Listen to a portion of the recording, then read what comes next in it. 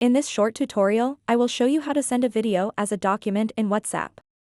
Sending videos as documents can be useful when you want to share a video without losing its original quality. To get started, open up the WhatsApp application.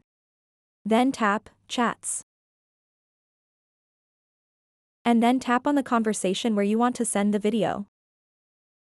After that, tap on the plus button at the bottom left. Then tap Document. And then select this option. Choose photo or video. What you want to do next is tap and select the video that you want to send as a document.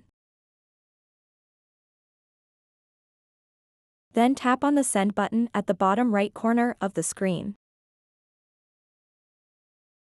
As you can see, I sent the video as a document.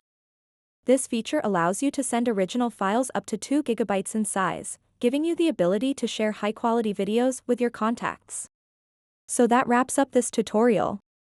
If you have any questions about this whole process, please let me know in the comments section below.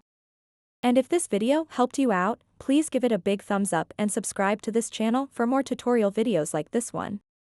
Thank you so much for watching and have a good day.